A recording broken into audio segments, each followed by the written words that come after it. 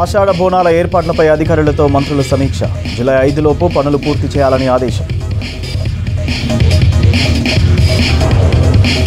మంత్రి దామోదర్తో జూనియర్ డాక్టర్ల చర్చలు, ధర్నా విరమణ, వైద్య శాఖలో సమస్యలన్నీ పరిష్కరిస్తామని హామీ. ట్యాపింగ్ కేసుపై నాంపల్లి కోర్టులో విచారణ, తీర్పు రిజర్వ్. ఛార్జిషీట్ వేయకపోవడంతో బెయిల్ కోరిన నిందితులు. 4 కోట్ల విలువైన గంజాయిని దగ్ధం చేసిన రైల్వే పోలీసులు. పలు కేసుల్లో 1575 కేజీల గంజాయి సీజ్. సిటీతో పాటు శివారు ప్రాంతాల్లో కురిసిన వర్షం. మరో 5 రోజులు వానలున్నాయని సూచించిన ఎండీ.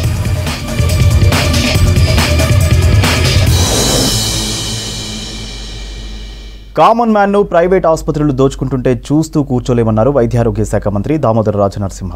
జూనియర్ డాక్టర్లతో చర్చల తర్వాత మాట్లాడిన దామోదర జూడాల ప్రతి సమస్యను పరిష్కరిస్తామని చెప్పారు. మెడికల్ కాలేజీలో ఉన్న సమస్యలను జూడాలు 10 రోజుల క్రితమే తమ దృష్టికి తెచ్చారని చెప్పారు. స్టైఫండ్ గ్రీన్ ఛానల్ కోసం మొన్ననే 406 కోట్లు ఇచ్చామన్నారు దామోదర. హాస్టల్స్ కోసం మరో జీవో ఇచ్చామని చెప్పారు. ఉస్మానియా కొత్త బిల్డింగ్పై ప్రభుత్వం కమిటెడ్గా ఉందన్నారు. మొన్న సుమారు 406 కోట్ల రూపాయల బీఆర్ఓ, ఇది చరిత్ర. ఇది తెలంగాణ ఇది జూడాసే కానీ హెల్త్ డిపార్ట్మెంటే కానీ మేమే కానీ ముఖ్యమంత్రి గారు ధన్యవాదాలు తెలియజేయాలి. వారికి ఇంటర్సిటీ సీరియస్నెస్ అర్థమైంది. లేలే మనం ఇమీడియట్లీ బీఆర్ఓ రిలీజ్ చేసేద్దాము. సుమారు 406 కోట్ల రూపాయల జీవోని రిలీజ్ చేసారు వాళ్ళు. ఆ తర్వాత మొన్న లాస్ట్ వీకే మా సెక్రటరీ గారు, డిఎంఈ, ఆ సంబంధిత ఆ కళాశాల ప్రిన్సిపల్ అందరూ ఉస్మానికే కానీ గాంధీకే కానీ పర్సనల్గా విజిట్ చేసి, అరే వాస్తవం ఇక్కడ ప్లేస్ ఉన్నది, హాస్టల్ బిల్డింగ్స్ లేవు, ఇది అవసరము అని చెప్పేసి ఇమ్మీడియట్లీ ప్రభుత్వానికి రిపోర్ట్ సమర్పించి, తద్వారా మన ప్రపోజల్స్ గవర్నమెంట్కి వస్తే సుమారు ఉస్మానియా మెడికల్ కాలేజీకు సంబంధించి లేడీస్ హాస్టల్ 80 కోట్ల రూపాయలు, మెన్స్ హాస్టల్ 35 కోట్ల రూపాయలు, repairs and renovation to boys hostel అని చెప్పి 50 లక్షలు, laying of CC roads in Krishnaveni ladies hostel 40 లక్షలు, అంటే boys repairs renovation boys hostel 50 లక్షలు, ఇవన్నీతో సహా సుమారు 121 crores. 121 crores. గతంలో ఏ ప్రభుత్వము, ఏ ముఖ్యమంత్రి ఎవరు చేయని రీతిలో ఈరోజు 121 crores for Osmania medical college facilities, hostel, girls, boys, renovation అన్నిటికి సంబంధించి, అదేవిధంగా గాంధీ మెడికల్ కాలేజ్ కు సంబంధించి సుమారు 70 కోట్ల రూపాయలు, 79 కోట్ల రూపాయలు, అంటే సుమారు రమారమి 80 కోట్ల రూపాయలు మంజూరు చేయడం జరిగింది. కాకతీయ మెడికల్ కాలేజ్ కు 3.45 crores సీసీ రోడ్లు. మా యొక్క విద్యార్థులు మోటార్ సైకిల్ పోతున్నా యాక్సిడెంట్లు అవుతున్నాయి సార్, పడుతున్నారు, గాయాలవుతున్నాయి, మాకు ఇమీడియట్లీ ఒక సీసీ రోడ్ కావాలని చెప్తే 3.45 crores తోటి ఒక సీసీ రోడ్ మంజూరు చేయడం జరిగింది. మీకు అందరికీ తెలిసిన విషయమే, బీఆర్ఓ కూడా 406 కోట్ల రూపాయల బీఆర్ఓ. మేము ఉట్టిగా మాట్లాడితేనే మీరు డాక్యుమెంటరీ ఎవిడెన్స్ మాట్లాడుతున్నాం. రాష్ట్రంలోని మెడికల్ కాలేజీల్లో సివిల్ వర్క్స్ కోసం నిధులను రిలీజ్ చేసింది సర్కార్. 204 కోట్లు విడుదల చేస్తూ జీవో జారీ చేసింది. ఉస్మానియా మెడికల్ కాలేజీ కోసం 121 కోట్లు, గాంధీ మెడికల్ కాలేజీ కోసం 79 కోట్లు, కాకతీయ మెడికల్ కాలేజీలో మరమ్మతులు చేసేందుకు 6 కోట్లు విడుదల చేసింది ప్రభుత్వం. సర్కార్ విడుదల చేసిన 204 కోట్ల రూపాయలను రాష్ట్రంలోని మెడికల్ కాలేజీలలోని హాస్టల్స్లో నిర్మాణ పనుల కోసం ఖర్చు చేయనున్నారు అధికారులు.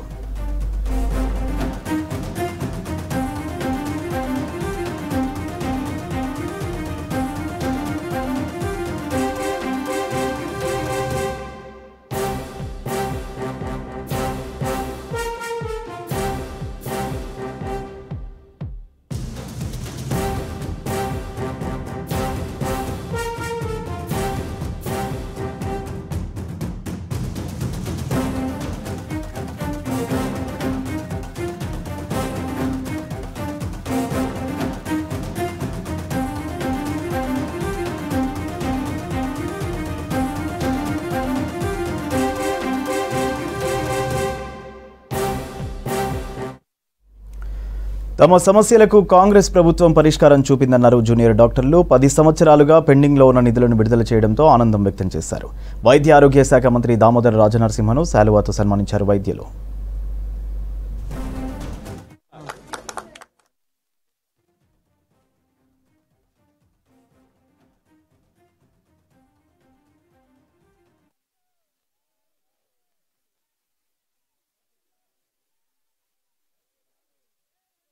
జూనియర్ డాక్టర్స్ అసోసియేషన్ తరఫున పోయిన వారం ఇచ్చిన స్ట్రైక్ నోటీస్ దానికి మన మినిస్టర్ గారు హెల్త్ మినిస్టర్ గారు దామోదర్ రాజనరసింహ గారికి వారు చేసిన ఇంత ఫాస్ట్గా ఏదైతే రెస్పాన్స్ ఇచ్చారో మేము ఏవైతే డిమాండ్స్ చేసినామో ప్రతిదాన్ని అడ్రస్ చేయడం జరిగింది. అయితే అన్నిటికన్నా ల్యాండ్మార్క్ అచీవ్మెంట్ అనేది చెప్పుకోవాల్సింది ఏంటంటే గ్రీన్ ఛానల్. సో ఏదైతే BRO బడ్జెట్ రిలీజ్ ఆర్డర్ అనేది ఏదైతే రిలీజ్ చేసారో విత్ బడ్జెట్ రిలాక్సేషన్ దాన్ని ల్యాండ్మార్క్ డెసిషన్ అని వీ కెన్ ప్రౌడ్లీ సే. దీని గురించి అయితే ప్రత్యేక ధన్యవాదాలు ఖచ్చితంగా చెప్పాలనుకుంటున్నాం మన మినిస్టర్ గారికి. తర్వాత ఇదే విధంగా మన మిగతా hostel facilities, so Osmania Gandhi అనే మేజర్ హాస్పిటల్స్లో PG సీట్స్ పెరుగుతున్న కొద్దీ హాస్టల్ సరిపోవట్లేవు అని చెప్పి ఇమీడియట్గా సార్ నోటీస్కి తీసుకురాగానే దానికోసం బడ్జెట్ రిలీజ్ చేయడం. అదేవిధంగా KMC రోడ్స్, ఈ ఇష్యూ ఎప్పటి నుంచో ఉంది. KMCలో రిపీటెడ్గా యాక్సిడెంట్స్ అవుతున్నాయని సార్ దృష్టికి తీసుకురావడం. ఇవన్నీ మేజర్గా ఏమేమి ఇష్యూస్ ఏవైతే సార్ దగ్గరికి తీసుకొచ్చినామో ప్రతి ఇష్యూ గురించి ప్రశాంతంగా ప్రతి దాని గురించి డీటెయిల్డ్గా అన్నిటినీ ఎగ్జామిన్ చేసి అన్నిటి రిలేటెడ్లో మంచి యాక్షన్ తీసుకున్నారు, which is very much condemnable and we are very much thankful to the government of Telangana, CM Revanth Reddy sir as well as our health minister doctor Damodar Rajanarasimha garu. అదేవిధంగా స్పెషల్ మెన్షన్ చేయాల్సింది ఏంటంటే మన ఫైనాన్స్ మినిస్టర్ బట్టి విక్రమార్క గారి గురించి. ఈ పర్టికులర్ జీవోస్ మన KMC రోడ్స్ది కానీ లేకపోతే గాంధీ ఉస్మానియాలో హాస్టల్ బిల్డింగ్స్ గురించి కానీ లేకపోతే గ్రీన్ ఛానల్ గురించి ఏదైతే ఫైల్ మూవ్ చేసిరో, సో వీటన్నిటి గురించి హెల్త్ మినిస్టర్ గారి నుంచి ఒక కమ్యూనికేషన్ వెళ్ళంగానే ఇమీడియట్గా మన పిల్లల కోసం చెయ్యాలి అని చెప్పి ఏదైతే ఎంత వర్కింగ్ అవర్స్ దాటినా కానీ దాని గురించి యాక్షన్ తీసుకొని ఇమీడియట్గా రిలీజ్ చేయడం అయితే అది చాలా ప్రశంసనీయం. ఏదైతే స్ట్రైక్ నోటీస్ ఇచ్చినామో ఈ రోజు నుంచి కాల్ ఆఫ్ చేస్తున్నామో, సో రేపటి నుంచి అన్ని medical services, OPs, electives, emergencies, ward duties అన్నీ యథావిధిగా నడుస్తాయండి. గతంలో ప్రగతి భవన్కు రానివని ఎమ్మెల్యేలతో కేసీఆర్ బంతి భోజనాలు చేస్తున్నారని సెటైర్లు వేశారు ప్రభుత్వ విప్ ఆది శ్రీనివాస్. ఫేర్వెల్ పార్టీ కోసమే ఎమ్మెల్యేలను ఫామ్ హౌస్కు పిలిపించారన్నారు. గతంలో కాంగ్రెస్ ఎమ్మెల్యేలను బీఆర్ఎస్లోకి లాక్కున్నప్పుడు కేటీఆర్కి ప్రజాస్వామ్యం గుర్తు రాలేదా అని ప్రశ్నించారు ఆది శ్రీనివాస్. సీఎం రేవంత్ కాంగ్రెస్ తుఫాన్లో కేసీఆర్ కొట్టుకుపోతారని చెప్పారు రామగుండం ఎమ్మెల్యే మకాన్ సింగ్ రాజ్ ఠాకూర్. దేవుళ్ల ముందు తప్పుడు ఆరోపణలు చేస్తున్న కౌశిక్ రెడ్డికి సమాధానం చెప్పాల్సిన అవసరం లేదన్నారు మకాన్ సింగ్.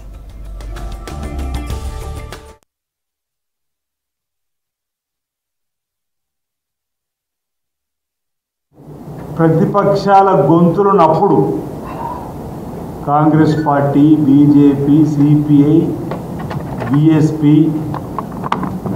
YCP లాంటి ప్రతిపక్ష పార్టీల గొంతులను నొక్కి వికృత ఆనందం పొందినటువంటి మీరు ఈనాడు ప్రజాస్వామ్యం గగ్గోలు పడతారని చెప్పండి. ఇప్పుడు మొసలి కన్నీరు కార్చేటువంటి కార్యక్రమం ప్రజలందరూ గమనిస్తలేరా కేటీఆర్ గారి మాట. ఎప్పుడు ట్విట్టర్లో కనిపించే మీరు ప్రజలకు ఉపయోగపడే అంశంలో కూడా ఎప్పుడు కనిపించని మీరు ఈనాడు రేవంత్ రెడ్డి గారి ప్రభుత్వం వచ్చి ప్రజా సంక్షేమంలో ప్రజలకు ఉపయోగపడేటువంటి కార్యక్రమం అమలు చేస్తూ ముందుకు పోతున్న తరుణంలో భారతదేశంలోనే రైతు రుణమాఫీ ఒకటి 31,000 కోట్లకు సంబంధించి ఆగస్టు 15వ తేదీ లోపల చేస్తామనేటువంటి హామీ ప్రజలలోకి రైతులకు విస్తృతంగా వెళ్ళిపోయిన సందర్భంలో ఈరోజు కేటీఆర్ గారు ఓ కళ్ళబొల్లి కబుర్లు చెప్తూ మొసలి కన్నీరు కార్చేటువంటి సందర్భంలో మేము మిమ్మల్ని మళ్ళీ 2014లో అధికారంలోకి వచ్చిన తర్వాత మీరు 19 మంది ఎమ్మెల్యేలను పార్టీలో చేర్చుకొని మీ పార్టీ సంబంధించిన ఎమ్మెల్యే కాకుండా టీడీపీకి సంబంధించిన తలసాని శ్రీనివాస్ యాదవ్ గారిని మంత్రిగా చేసినప్పుడు ఎందుకు మీరు ప్రజాస్వామ్యం కూని అయిందని మీ తండ్రిని అడగలేరన్నమాట ఈ సందర్భంగా. ఆనాడు పార్టీలను విలీనం చేసుకున్నారే. 2018లో 88 మంది ఎమ్మెల్యేలు మీ ప్రజలు కట్టబెడితే అధికారం పూర్తి స్థాయిలో మీ చేతిలో ఉంటే 12 మంది కాంగ్రెస్ పార్టీలను సంబంధించిన శాసనసభ్యులు మీ పార్టీలో కలుపుకొని విలీనం పేరిట ఆనాడు ఎటువైంది మీ ప్రజాస్వామ్యం కేటీఆర్ మీ సందర్భం అడుగుతున్నాం. ఈరోజు రేవంత్ రెడ్డి గారు చేసేటువంటి కాంగ్రెస్ పార్టీ చేసే సంక్షేమ కార్యక్రమాలని చూసి ఒకరొకరు ఎమ్మెల్యేలు కాంగ్రెస్ పార్టీలో చేరితే జీర్ణించుకోలేక ఈరోజు ఫామ్ హౌస్లో ఎమ్మెల్యేలతో మంత్రాలు బంతి భోజనాలు ఏదో నడిపిస్తున్నటువంటి కార్యక్రమం చూస్తున్నాం.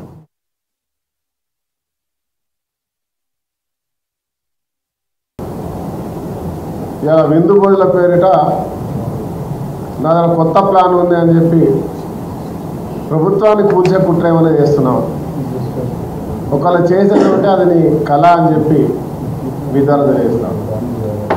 బీజేపీతో మమేకమై ఆ రోజు కాంగ్రెస్ పార్టీ నుంచి శాసనసభ్యులను తీసుకొని మా శ్రీనివాస్ గారు చెప్పినట్టు శ్రీనివాస్ యాదవ్తో పాటు సబితా ఇంద్రారెడ్డి ఇతరాతరం తీసుకుపోయినటువంటి చరిత్ర మీది. ఆ రోజు రాజ్యాంగం, అన్యాయం, అక్రమం అనేటువంటి మాటలు మీకు గుర్తులేవా? మీరు ఎన్ని కుట్రలు చేసినా కూడా మాకు స్వయంగా మీడియా ద్వారా చూసాం, పేపర్లో చూసినాం. మీకు సంబంధించిన హోమ్ మినిస్టర్ మిమ్మల్ని కలవడానికి వస్తే గేట్ కాడ నుంచి బయటికి వెళ్ళి పంపించేసినటువంటి చరిత్ర కేసీఆర్ గారు మీది, కేటీఆర్ గారు మీది. ప్రగతి భవన్ కంచెలు కూడా తాకకుండా ఒక దుర్మార్గమైన పాలనను ప్రజలందరూ చూశారు. దాని ఫలితమే మన కాంగ్రెస్ పార్టీ ప్రపంచం ఒక గొప్ప విజయాన్ని ప్రజలు ఇవ్వడం జరిగింది. మీ దొరతనాన్ని, మీ గడిల పాలన బద్దలు కొట్టారు. మళ్ళీ ఆ గడిలను కట్టడానికి కొత్త ప్లాన్లు వేస్తూ ఉంటే నేను ఖచ్చితంగా చెప్తున్నా, మీ శాసనసభలో ఎవరు కూడా దానికి సిద్ధంగా లేరు. త్వరలో మీకు కనబడుతుంది. మీకు స్పష్టంగా ఇంకొక మాట అడుగుతా ఉన్నా నేను. భారతీయ జనతా పార్టీతో కలిసి అనేకమైనటువంటి కుట్రలు చేసిన మీరు ఈరోజు కేటీఆర్ గారు మరి వారి యొక్క అనునయులు మాట్లాడుతూ ఉంటారు. కొంతమంది కాంగ్రెస్ పార్టీ, బీజేపీ కలిసి చేస్తున్న కుట్రలు ఇవన్నీ కూడా పార్లమెంట్ ఎలక్షన్లో మీరు అన్న మాటలకి ప్రజలు జవాబు చెప్పారు, గట్టి బుద్ధినిచ్చారు. ఎక్కడ కూడా డిపాజిట్ రానటువంటి పరిస్థితి ఈరోజు ఎదుర్కొన్నారు. నేను కూడా మీకు ఒక సీనియర్, ఒక 10 సంవత్సరాలు ఇక్కడ రాష్ట్రంలో ముఖ్యమంత్రిగా మరి అనేక వాళ్ళ శాసనసభ్యుడిగా చేసినట్టు మీరు చేతనైతే ప్రభుత్వానికి మంచి సలహాలు ఇచ్చి ముందుకు పోయే కార్యక్రమం చేయాలి తప్ప కుట్రలు కుతంత్రాలు చేస్తే కాంగ్రెస్ పార్టీ తుఫాన్లో, రేవంత్ రెడ్డి గారి తుఫాన్లో మీరు కొట్టుకోవాలి. జీహెచ్ఎంసీ కొత్త కమిషనర్గా పదవీ బాధ్యతలు స్వీకరించారు ఐఏఎస్ ఆమ్రపాలి. రాష్ట్రంలో ఐఏఎస్ల ట్రాన్స్ఫర్లతో జీహెచ్ఎంసీ కమిషనర్గా ఉన్న రొనాల్డ్ రాస్ను బదిలీ చేసింది సర్కార్. దీంతో ఆయన స్థానంలో ఆమ్రపాలిని నియమించగా ఇవాళ బాధ్యతలు స్వీకరించారు. ఆ తర్వాత ఆమ్రపాలికి పుష్పగుచ్చం అందించి శుభాకాంక్షలు తెలిపారు జీహెచ్ఎంసీ ఉన్నతాధికారులు.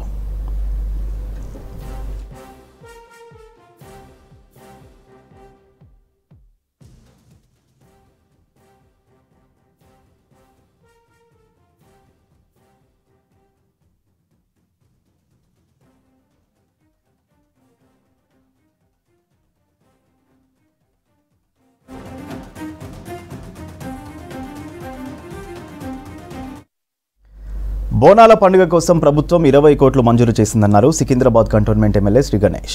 కంటోన్మెంట్లోని అన్ని ఆలయాల కమిటీలు ఎమ్మెల్యే క్యాంప్ కార్యాలయంలో అప్లై చేసుకోవాలన్నారు. కంటోన్మెంట్ అభివృద్ధిలో భాగంగా హైదరాబాద్ కలెక్టర్ అనుదీప్ దురిశెట్టిని కలిశారు. డబుల్ బెడ్రూమ్ ఇళ్లపై చర్చించారు.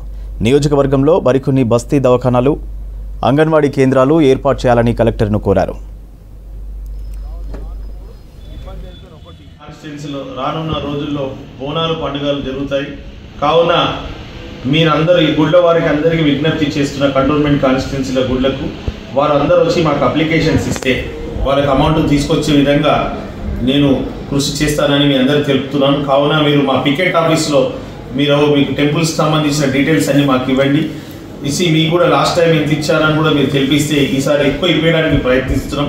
గతంలో 15 కోట్ల రూపాయలు బోనాల పండుగకు రిలీజ్ చేసేవాళ్ళు గవర్నమెంట్. ఈసారి మన గవర్నమెంట్ 34% పెంచి 20 కోట్ల రూపాయలు బడ్జెట్ శాంక్షన్ చేసి బోనాల పండుగ. దాంట్లో మనం కూడా గతంలో మనకు కొంచెం కావాల్సినంత రాలే, ఈసారి ఖచ్చితంగా మనకు ఎక్కువ నిధులు ఇస్తాంటూ కృషి చేస్తానని కూడా మీకు మాటిస్తున్నాను. అందరూ కూడా మీరు సబ్మిట్ చేయాలని మా రాష్ట్ర పండుగైన బోనాలను ఘనంగా నిర్వహించేందుకు ఏర్పాట్లు చేస్తున్నామన్నారు దేవాదాయ శాఖ మంత్రి కొండా సురేఖ. తెలంగాణ ఏర్పడి 10 సంవత్సరాలు కావడంతో ఆషాఢ మాసం బోనాలను దశాబ్ది ఉత్సవాల పేరుతో నిర్వహిస్తామన్నారు. జూలై 7 నుంచి బోనాల జాతర ప్రారంభమవుతుందన్నారు. బేగంపేట హరిత ప్లాజాలో ఆషాఢ మాసం బోనాల జాతర ఏర్పాట్లపై దేవాదాయ శాఖ మంత్రి కొండా సురేఖ అధ్యక్షతన సమీక్ష చేశారు. ఈ రివ్యూ మీటింగ్కు హైదరాబాద్ ఇన్ఛార్జ్ మంత్రి పొన్నం ప్రభాకర్తో పాటు ఉన్నతాధికారులు హాజరయ్యారు.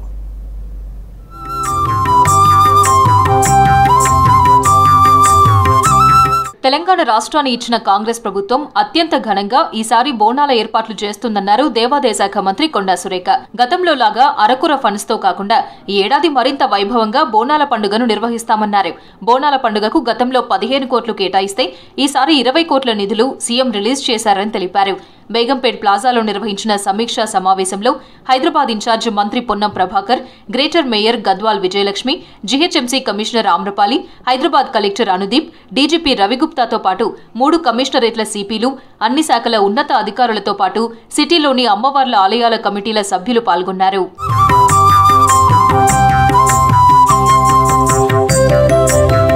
బోనాల జాతరలో భక్తులకు ఎలాంటి ఇబ్బందులు కలగకుండా అమ్మవార్ల ఆలయాల వద్ద అన్ని రకాల ఏర్పాట్లు జూలై 5 లోపే చేస్తామన్నారు దేవాదాయ శాఖ మంత్రి కొండా సురేఖ. నగరంలో 28 గుళ్లు ఉన్నాయని నామినేట్ చేసిన 9 మంది మంత్రులతో అమ్మవార్లకు పట్టు వస్త్రాలు సమర్పిస్తామన్నారు. బోనాలను ప్రశాంతంగా నిర్వహించాలని జీహెచ్ఎంసీ, విద్యుత్, అగ్నిమాపక, వైద్య, పోలీస్ శాఖలు సమన్వయంతో పనిచేయాలని సూచించారు మంత్రి కొండా సురేఖ.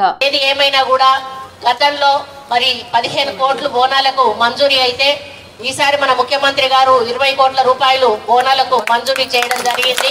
దాంట్లో భాగంగానే కావలసిన సౌకర్యాలు కానీ, సదుపాయాలు కానీ, అరేంజ్మెంట్స్ కానీ భక్తులకు ఏ విధంగా ఉండాలి అనే దాని మీద స్థానికంగా ఉన్నటువంటి అందరు ఆఫీసర్లు కూడా కూర్చొని చర్చించుకొని ఆ అవసరాలను బట్టి పనులు చేపట్టమని మేము ఇప్పటికే ఆదేశాలు ఇవ్వడం జరిగింది. వాళ్ళకి ఇప్పుడు చెక్స్ విషయం కూడా స్థానిక ఎమ్మెల్యే గారు చెప్పారు. అది ఎక్కడ కూడా हम लोग वो పొలిటికల్ करने के लिए नहीं सोच रहे भाई, జాగ్రత్తగా వచ్చి మొక్కులు సమర్పించుకొని బోనాలు సమర్పించుకొని మళ్ళీ అంతే జాగ్రత్తగా ఇల్లు చేరే వరకు కూడా చూసుకోవాల్సిన బాధ్యత ప్రభుత్వాన్ని, మరి అదేవిధంగా ఇక్కడ ఉన్నటువంటి అధికారులది, ప్రజాప్రతినిధులది. అందుకోసమే పదే పదే ఈ మీటింగ్స్ కండక్ట్ చేస్తూ ఉన్నాము. ఎవరికి కూడా ఒక ముళ్ళు నాటకుండా వెళ్లాల్సిన బాధ్యత మనందరి మీద కూడా ఉంది. ఇంత పెద్ద ఎత్తున మనం బోనాలు చేసుకొని ఏ ఒక్కరికి అనుకొని సంఘటన ఏదైనా జరిగితే ఇదంతా కూడా మర్చిపోయి ఆ ఒక్క సంఘటన మీదనే మొత్తం ప్రచారం జరుగుతుంది. అటువంటిది జరగకుండా ఉండాలన్నదే మా కోరిక, మా ఆకాంక్ష. బోనాల జాతరకు అధికంగా భక్తులు వస్తారని, మెట్రో, ఆర్టీసీ స్పెషల్ సర్వీసులు నడపాలని ఆదేశాలు జారీ చేశామన్నారు మంత్రి కొండా సురేఖ. ఉత్సవాల్లో కళా బృందాలను తీసుకురావడం, లేజర్ షోలు ఏర్పాటు చేయనున్నట్లు మంత్రి తెలిపారు. ఆలయాల వద్ద ఎలాంటి అవాంఛనీయ ఘటనలు జరగకుండా పోలీస్ అధికారులు అన్ని చర్యలు తీసుకోవాలని సూచించారు. సంతోషాలు, సంబరాలు మనం అందరం కూడా చేసుకోవాలి. ఎంతవరకు చేసుకోవాలి అంటే ఎదుటి వాళ్లకు ఇబ్బంది కలగనంత వరకు కూడా మనం ఎంజాయ్ చేయడంలో తప్పు లేదు. కాబట్టి ఇక్కడున్న మిత్రులు మీరు ఒప్పుకున్నట్టుగానే మీకు డీజే పర్మిషన్ ఇస్తాము, కానీ పోలీసు వాళ్ళకు సహకరించి వాళ్ళు చెప్పినట్టుగా కొంచెం ఊఫర్ సౌండ్, ఎందుకంటే మనకు తెలుసు చిన్నపిల్లల గుండె ఎట్లా కొట్టుకుంటుందో, ఇట్లా పట్టుకోగానే దడబడి కొట్టుకుంటుంది వాళ్ళ చిన్న గుండెలు. అదేవిధంగా ఓల్డ్ ఏజ్ వాళ్ళకు కూడా కొంత వీక్ ఉండొచ్చు, వాళ్ళకి కూడా ఆ సౌండ్ తోటి ఒకటేసారి పాల్పిటేషన్స్ ఎక్కువ అవ్వచ్చు, స్ట్రోక్స్ వచ్చే ఛాన్సెస్ కావచ్చు. ఆ టైంలో మనం వాళ్ళకి అందుబాటులో ఉండకపోగా ఒకవేళ వాళ్ళ ప్రాణం కానీ గాల్లో కలిసిపోయినట్టయితే మళ్ళీ తిరిగి మనం తీసుకురాలేము. వాళ్ళ కుటుంబానికి మనం ఒక తీరని లోటును కల్పించిన వాళ్ళం అవుతాము. కాబట్టి ఇవన్నీ కూడా ఆలోచించుకొని అందరం కూడా కలిసికట్టుగా పని చేస్తేనే ఈ బోనాల పండుగ సక్సెస్ అవుతుంది. మారుతున్న కాలానికి అనుగుణంగా సౌకర్యాల లేదా అక్కడ ఉండే వ్యవస్థ యొక్క పరిమితి పెంచాల్సి వస్తుంది. ఇంకా మెరుగైన సౌకర్యాలు ప్రభుత్వం కూడా ఈ జాతర తెలంగాణ సంస్కృతి అద్దం పట్టే బోనాల జాతరను యావత్ దేశమంతా తిరిగిచ్చే విధంగా రాష్ట్ర పండుగగా ఈ కార్యక్రమం జరుగుతున్న ఈ సందర్భంలో ప్రతి ఒక్కరు కూడా బాధ్యులుగా ఉండాలని సందర్భంగా కోరుతా ఉన్నాం. Endowment, GHMC, revenue, electricity, public health, जिस जिसको ताल्लुक इंपॉर्टेंट रोल है हर एंड में ऐसा सब लोगों को 4-5 तारीख के अंदर काम करना है. ये डेडलाइन सरकार का डेडलाइन है. उसके बाद भी काम नहीं किया तो उसके ऊपर कड़ी कार्रवाई होगा. मंत्री जी ने स्टेट लेवल में मीटिंग में ये बोल दिया है. तो आप लोग भी अगर काम नहीं हुए तो आप लोग भी सहयोग करिए. వచ్చే నెల 7న గోల్కొండ బోనాలతో మొదలై 21న సికింద్రాబాద్ మహంకాళి అమ్మవారికి బోనాలు, 22న రంగం, అంబారిపై అమ్మవారి ఊరేగింపు, పలారం బండి, 28న లాల్ దర్వాజా సింహవాహిని అమ్మవారికి బోనాలు, ఆగస్టు 4న తిరిగి గోల్కొండ బోనాలతో ఆషాఢ బోనాల పండుగ ముగియనుంది.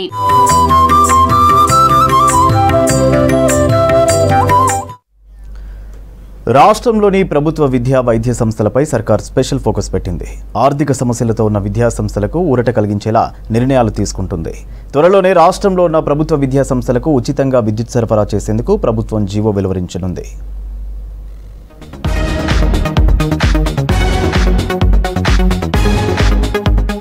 రాష్ట్ర వ్యాప్తంగా ఉన్న అన్ని ప్రభుత్వ పాఠశాలలతో పాటు జూనియర్ కాలేజీలు, ఐటీఐలు, డిగ్రీ, పీజీ కాలేజీలు, ప్రభుత్వ మెడికల్ కాలేజీలు, విశ్వవిద్యాలయాలు, పాలిటెక్నిక్లు, గురుకులాలు, హాస్టళ్లతో పాటు నిమ్స్కు కూడా ఉచితంగా విద్యుత్ సరఫరా చేయాలని సర్కార్ నిర్ణయించింది. దీనికి సంబంధించి ప్రభుత్వం త్వరలోనే ఉత్తర్వులు వెలువరించే అవకాశం ఉంది.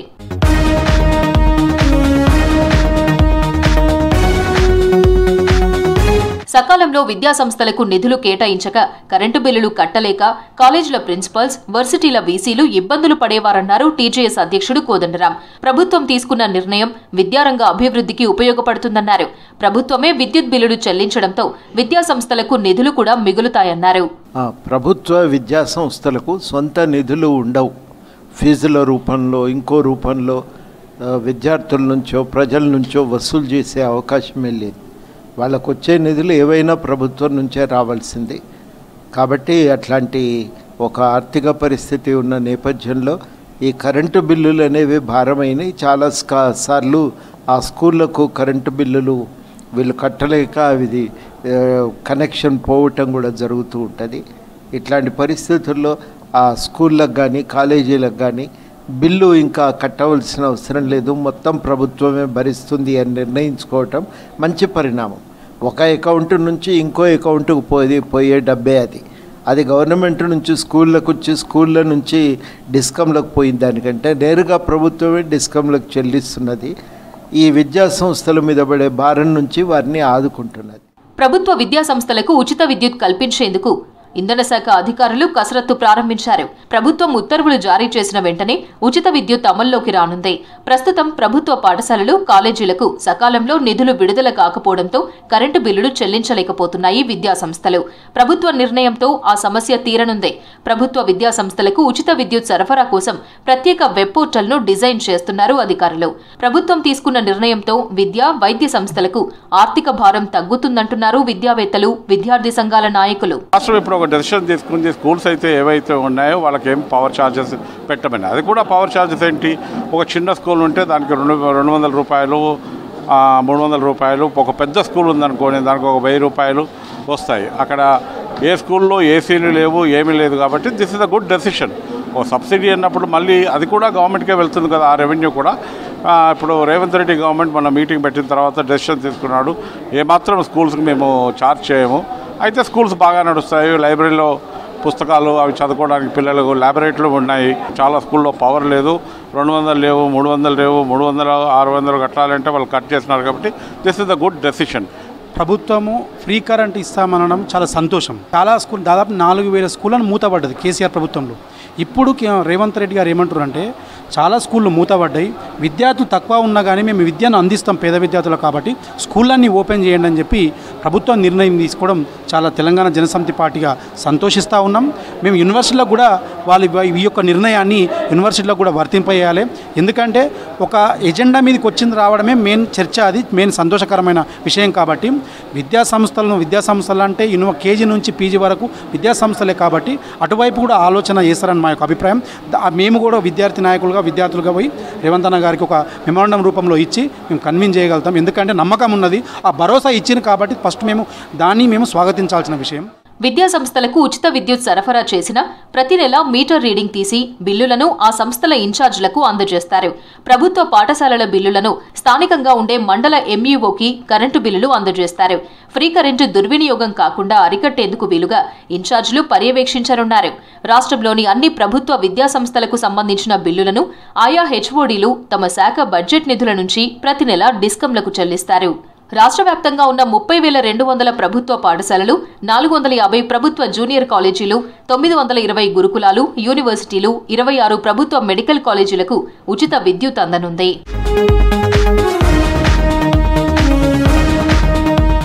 మాజీ సీఎం కేసీఆర్ మరోసారి హైకోర్టును ఆశ్రయించారు. ఉద్యమం సమయంలో రైలు రోకోకు పిలుపునిచ్చారంటూ తనపై పోలీసులు నమోదు చేసిన కేసును కొట్టివేయాలంటూ హైకోర్టులో కేసీఆర్ పిటిషన్ దాఖలు చేశారు. విద్యుత్ కొనుగోలులో అక్రమాలపై రాష్ట్ర ప్రభుత్వం వేసిన జ్యుడిషియల్ కమిషన్ను రద్దు చేయాలంటూ మరో రిట్ పిటిషన్ వేశారు గులాబీ బాస్.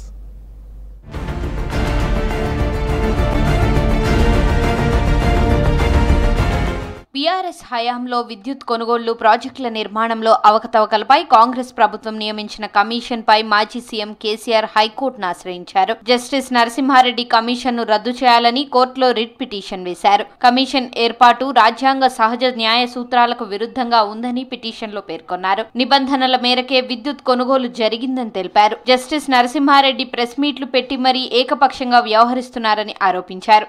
ఈ కేసులో విద్యుత్ కమిషన్, జస్టిస్ నరసింహారెడ్డి, ఎనర్జీ విభాగం అధికారులను ప్రతివాదులుగా పేర్కొన్నారు కేసీఆర్.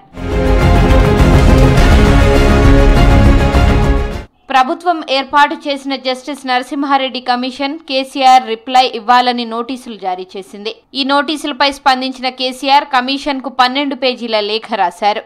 ఈ లేఖలో పలు కీలక అంశాలను ప్రస్తావించారు. అంతేకాకుండా జస్టిస్ నరసింహారెడ్డి కమిషన్ ఏర్పాటు చట్టబద్ధం కాదని, చైర్మన్ బాధ్యతల నుంచి వైదొలగాలంటూ కేసీఆర్ సూచించారు. ఓవైపు జ్యుడిషియల్ కమిషన్, ఎంక్వైరీ కమిషన్ విచారణ చేస్తుండగా కేసీఆర్ హైకోర్టులో రిట్ పిటిషన్ వేయడం సర్వత్రా చర్చనీయాంశంగా మారింది.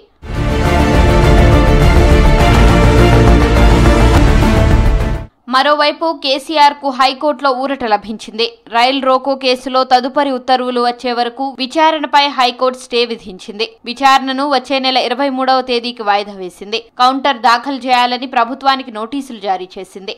2011లో రైల్ రోకోకు కేసీఆర్ పిలుపునిచ్చాడని కేసు నమోదైంది. ప్రజాప్రతినిధుల కోర్టులో తనపై నమోదైన కేసు కొట్టివేయాలని కేసీఆర్ హైకోర్టులో పిటిషన్ దాఖలు చేశారు.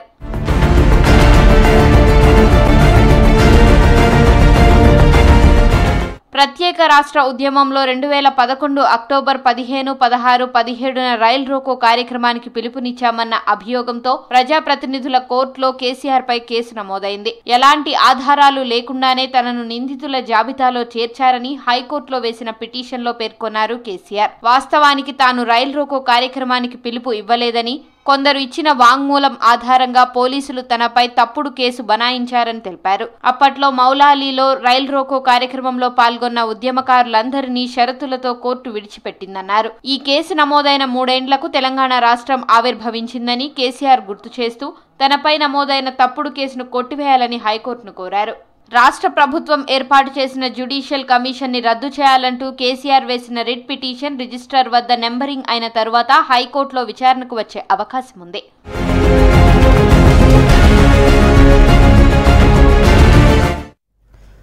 ఏపీలో జిల్లాల వారీగా ఎస్సీ వర్గీకరణ చేస్తామన్న సీఎం చంద్రబాబు వ్యాఖ్యలను ఖండించారు మాల మహానాడు జాతీయ అధ్యక్షులు జి చెన్నయ్య. గతంలో చంద్రబాబు చేసిన ఎస్సీ వర్గీకరణను సుప్రీంకోర్టు కొట్టేసిందని తెలిపారు.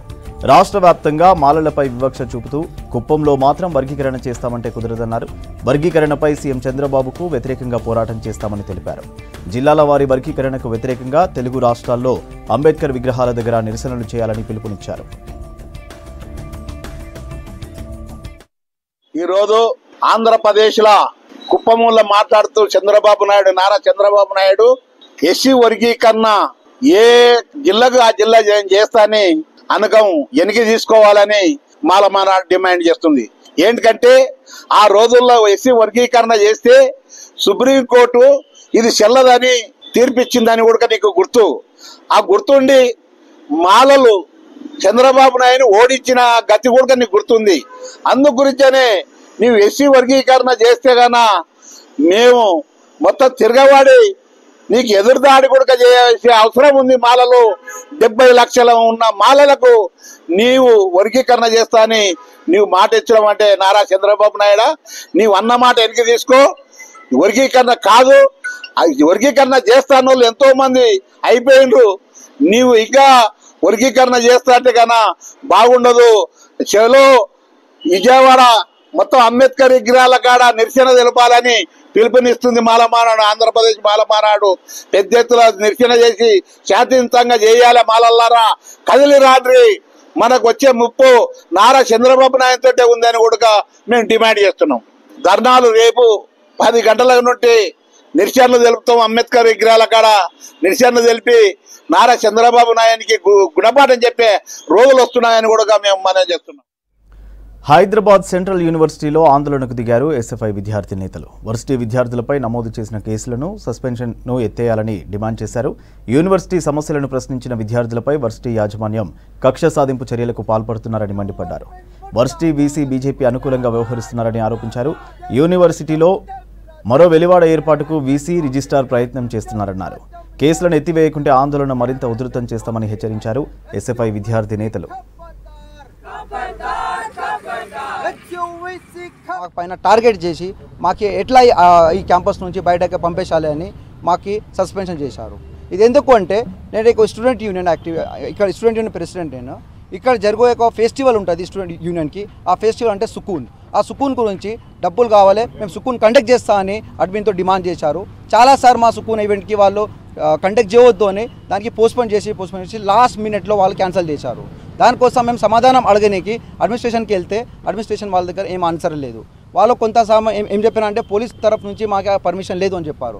కానీ మేము చెప్పిన పోలీస్ డిపార్ట్మెంట్ దగ్గర పోయి పర్మిషన్ తీసుకొచ్చిన తర్వాత ఈ అడ్మినిస్ట్రేషన్ వాళ్ళు ఏం రీజన్ ఇవ్వకపోయి మా సుకూన్ క్యాన్సిల్ చేశారు. దానివల్ల మేము పోయి బీసీ లాస్ దగ్గర ప్రొటెస్ట్ చేశారు. ప్రొటెస్ట్ చేయాలి, మా రైట్ ఉందా, ఇది మా ఫ్రీడమ్ ఆఫ్ స్పీచ్ ఉంది, మేము పోయి మాట్లాడవచ్చు, మా ప్రాబ్లం ఏమి ఉంది అది మేము మాట్లాడి రిజాల్వ్ చేసుకోవచ్చు. కానీ ఈ మధ్య యూనివర్సిటీ ఆఫ్ హైదరాబాద్లో ఉన్న ఈ వైస్ ఛాన్సలర్ ఉన్నా సరే, ఈ రిజిస్ట్రార్ దేవసింగం ఉన్నా సరే, ఈ ప్రొక్టర్ ఉన్నా సరే మాకు టార్गेट చేసి 5 स्टूडेंट की 6 मंथ तक सस्पेंड చేశారు. उस टाइम पे भी तो इस तरीके से लगातार क्वेश्चन करना एडमिनिस्ट्रेशन को, इसके लिए हम लोग को ऐसे दिया गया है. और लास्ट ही मंथ एबीवीपी के द्वारा हमारे ऊपर जो अटैक हुआ था एसएफआई के ऊपर और यूनियन प्रेसिडेंट के ऊपर, उसके वजह से जो 10 दिन हम लोग लगातार हंगर स्ट्राइक किए, उसके बाद उनको एबीवीपी के जो जॉइंट सेक्रेटरी को निकालना पड़ा, 6 महीने सस्पेंड करना पड़ा था क्योंकि उसके ऊपर 30 केस था. और ये उसका भी ये लोग रिवेंज ले रहे हैं इस तरीके से कि एडमिनिस्ट्रेशन को एबीवीपी के खिलाफ एक्शन लेना पड़ा तो हम एसएफआई के खिलाफ भी एक्शन लेंगे. और एसएफआई के अगर एक एबीवीपी का सस्पेंड हुआ रहा है तो. సికింద్రాబాద్ బేగంపేట పాటిగడ్డలో యువకుడి హత్య కేసును ఛేదించారు పోలీసులు. కత్తులతో దాడి చేసి యువకుడిని హత్య చేసిన 6 నిందితులు అరెస్ట్ చేసిన రిమాండ్కు తరలించినట్టు చెప్పారు Secunderabad north zone DCP Reshmi Perumal. యువకుడి హత్యకు ప్రేమ వ్యవహారమే కారణమని తెలిపారు. తన మరదల్ని ప్రేమిస్తున్నాడని ఉస్మాన్ అనే వ్యక్తిని అజాజ్ అనే యువకుడు తన స్నేహితులతో కలిసి కత్తితో పొడిచి హత్య చేసినట్టు తెలిపారు. హత్య చేసిన తర్వాత ఇద్దరు పోలీస్ స్టేషన్లో లొంగిపోగా మరో 4 పట్టుకున్నట్టు తెలిపారు DCP Reshmi Perumal. yesterday night ఒక మర్డర్ కేస్ రిపోర్ట్ అయింది. ఇది ఓల్డ్ పట్టిగడ్డ ఏరియాలో రిపోర్ట్ అయింది. సో దీంట్లో ఇప్పుడు ఒక 6 పర్సన్స్ని మేము అరెస్ట్ చేసాము. ఈ 6 పర్సన్స్లో 5 మేజర్స్ ఉన్నారు, ఒకరు జూనియర్ ఉన్నారు. విక్టిమ్ పేరు వచ్చేసి షేక్ ఉస్మాన్ అండ్ ఇప్పుడు మా మెయిన్ అక్యూజ్డ్ మొహమ్మద్ ఎజాజ్. వీరిద్దరు చైల్డ్హుడ్ ఫ్రెండ్స్ అని తెలిసింది మా investigation. Childhood friends also and same residential లొకాలిటీలో ఉంటున్నారు, నేబర్స్ బేసిక్లీ. సో ఒక ఫ్యూ మంత్స్ బ్యాక్ ఇప్పుడు మెయిన్ అక్యూజ్డ్కి తెలిసింది ఏంటంటే మన సిస్టర్లో నేహా అని ఇప్పుడు ఈ కేసులో మన ఇంకా ఈ విక్టిమ్ ఒక రిలేషన్షిప్లో ఉండాలని లాస్ట్ 1 year నుంచి. అండ్ ఈ రిలేషన్షిప్ గురించి వాళ్ళ ఫ్యామిలీ అందరికీ తెలిసిపోయిన తర్వాత వాళ్ళు కొంచెం ఈ రిలేషన్షిప్ని డిసప్రూవ్ చేస్తున్నారని మాకు ఇప్పుడు ఇన్వెస్టిగేషన్లో తెలిసింది. అవుతుందని 2 ఫ్యామిలీస్ మధ్యలో గొడవ. ఈ గొడవ కొంచెం పెరిగి మళ్ళీ ఇప్పుడు అక్యూజ్ సైడ్ నుంచి వెళ్ళి వాళ్ళకి కొంచెం వార్నింగ్ ఇస్తాము, వేరే ఉండండి. వీళ్ళందరూ ఒకటి ప్లాన్ లాగా వేసుకొని కాలనీ దగ్గరే, వాళ్ళ ఇంటికి దగ్గరలోనే ఈ విక్టిమ్ కోసం వెయిట్ చేస్తారు 8 hours. విక్టిమ్ వాళ్ళ సిస్టర్తో ప్లేస్ నుంచి రిటర్న్ వస్తున్నప్పుడు టైం వాళ్ళు వెయిట్ చేసి ఆ బైక్ని ఆపి ఫిట్ ఆఫ్ రేజ్ ఆ కోపంలో కత్తితో ఫేటల్ ఇంజురీస్ ఇచ్చారు. ఫేటల్ ఇంజురీస్ అయితే వలన విక్టిమ్ నెక్ పార్ట్లో ఫేటల్ ఇంజురీ అయితే వలన ఈ pass. So within 12 hours of this case అందరు అక్యూజ్డ్, దీంట్లో మెయిన్ అక్యూజ్డ్ అందరూ మా కస్టడీలో ఉన్నారు. అంతర్జాతీయ మాదక ద్రవ్యాల వ్యతిరేక దినోత్సవం సందర్భంగా అవగాహన సదస్సు నిర్వహించారు పోలీసులు. హైదరాబాద్ ఉప్పల్ రింగ్ రోడ్లో ఆటో, క్యాబ్ డ్రైవర్లకు మాదక ద్రవ్యాలు వినియోగిస్తే కలిగే నష్టాలను వివరించారు మల్కాజ్గిరి ట్రాఫిక్ ఏసీపీ శ్రీనివాసరావు. అనంతరం డ్రగ్స్ వినియోగించమని డ్రైవర్లతో ప్రతిజ్ఞ చేయించారు పోలీసులు. మనం వృత్తిలో నిమగ్నమైపోయి డ్రైవ్ చేసుకుంటూ మన వృత్తిలో నిమగ్నమైపోయి మన పిల్లల్ని కానీ మన ఫ్రెండ్స్ని వాళ్ళని అందరినీ నెగ్లెక్ట్ చేస్తూ మనం పట్టించుకోకుండా మన నిత్య జీవితంలో మన జాబులో నిమగ్నమైపోవడం వల్ల వాళ్ళు మన యొక్క పిల్లలు తప్పు డ్రగ్స్కి అలవాటు పడే ప్రమాదం ఉందని అర్థమవుతుంది. ఎందుకంటే మనం ఏం చేస్తాం, పిల్లల్ని స్కూల్కి కాలేజీలకి లేకపోతే పంపిస్తాం, మనం ఏం తర్వాత వాళ్ళు చదువుకుంటున్నారులే అని చెప్పి గాలికి వదిలేసినట్టు నెగ్లెక్ట్ చేస్తుంటాం. కాబట్టి మేము ముఖ్య చెప్పేది ఏంటంటే మన పిల్లల్ని గమనిస్తూ ఉండాలి. వాళ్ళు ఏం చేస్తున్నారు, కాలేజీకి వెళ్తున్నారా లేదా, చదువుతున్నాడా లేదా, మరి ఎక్కడ పోతున్నాడు, ఏం జరుగుతుంది, స్పెషల్ క్లాసులు అంటారు, లేకపోతే ఫ్రెండ్స్తో ఫంక్షన్లు అంటారు, ఇట్లా పోతూ ఉంటారు. కానీ నిత్య జీవితం ప్రతిరోజు కూడా ఈ గంజాయి అనేది ముఖ్యంగా ప్రతి చోట ఈ గంజాయి స్మగ్లర్స్ మనం రోజు చూస్తున్నా తీసుకొచ్చి కాలేజీ దగ్గర లేకపోతే హై స్కూల్స్ దగ్గర లేకపోతే షాపుల్లో చాక్లెట్స్ రూపంలోనో ఏదో ఒక విధంగా దాన్ని స్ప్రెడ్ చేస్తూ మన పిల్లలకి దాన్ని. రాష్ట్రంలో వన్యప్రాణుల సంరక్షణ కోసం స్పెషల్ డ్రైవ్ నిర్వహించారు అటవీ శాఖ అధికారులు. ఉచ్చులు పెట్టి వన్యప్రాణులను మట్టుబెడుతున్న ఘటనలను సీరియస్గా తీసుకున్నారు. వివిధ ప్రాంతాల్లో వన్యప్రాణులను వేటాడేందుకు ఉపయోగించే రకరకాల ఉచ్చులను, ఆయుధాలను స్వాధీనం చేసుకున్నారు ఫారెస్ట్ అధికారులు. హైదరాబాద్ ఆటోనగర్లోని హరినవస్థలి డీర్ పార్క్లో క్యాచ్ ద ట్రాప్ పేరుతో వన్యప్రాణులను రక్షించేందుకు ప్రత్యేక కార్యక్రమం నిర్వహించారు. ఎవరైనా అడవి జంతువులను వేటాడితే కఠిన చర్యలు తీసుకుంటామని హెచ్చరించారు ఐఎఫ్ఎస్ అధికారి మోహన్ చంద్ర ఫర్గే.